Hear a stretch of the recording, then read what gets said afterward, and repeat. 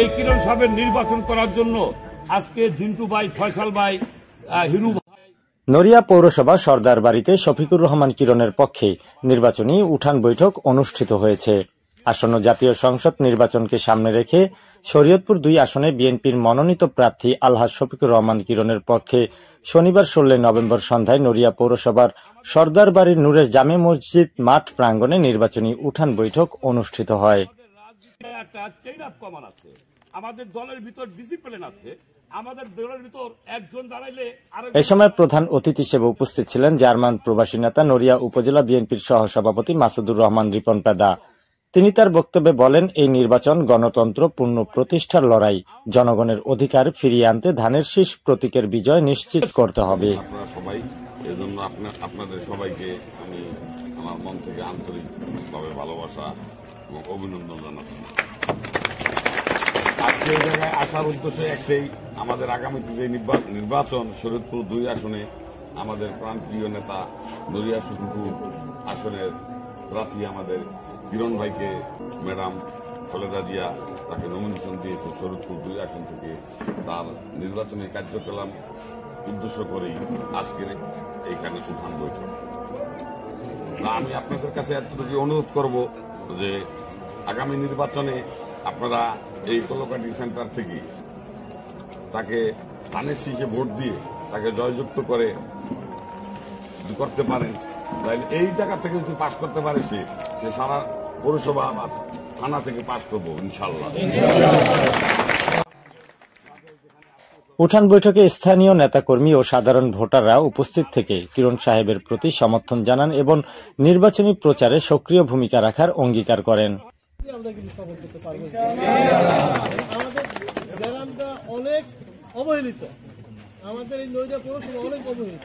আজকে আমরা এই পৌরসভা অবহেলিত, আমরা প্রথম শ্রেণীর পৌরসভা, কিন্তু আজকে আমরা অবহেলিত।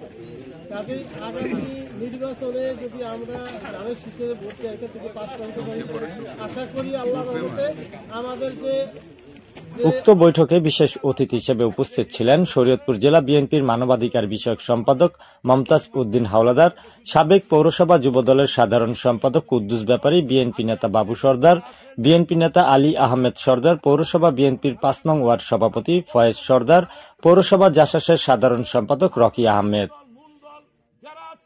তাদেরকে নিয়ে ঐক্যবদ্ধভাবে এই নড়িয়া পৌরসভাতে বিএনপির দুর্গ করে তুলব ইনশাল্লাহ। সবাই থাকতে পারি।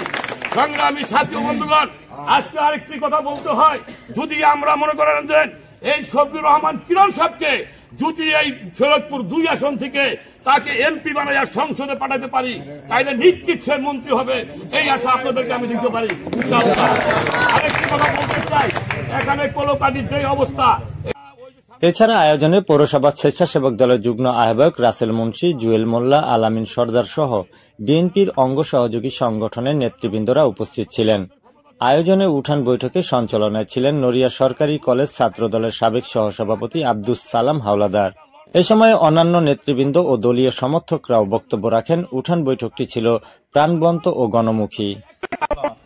আওয়ামী লীগ সরকার সংসদে চলে গেছেন, তাদের মন মর্জি আইন সংসদে প্রণয়ন করে তারা বিভিন্ন রকমের আইন প্রণয়ন করছে, যেগুলো সাধারণ জনগণের উপরে একটি সংঘাতের সমান ছিল।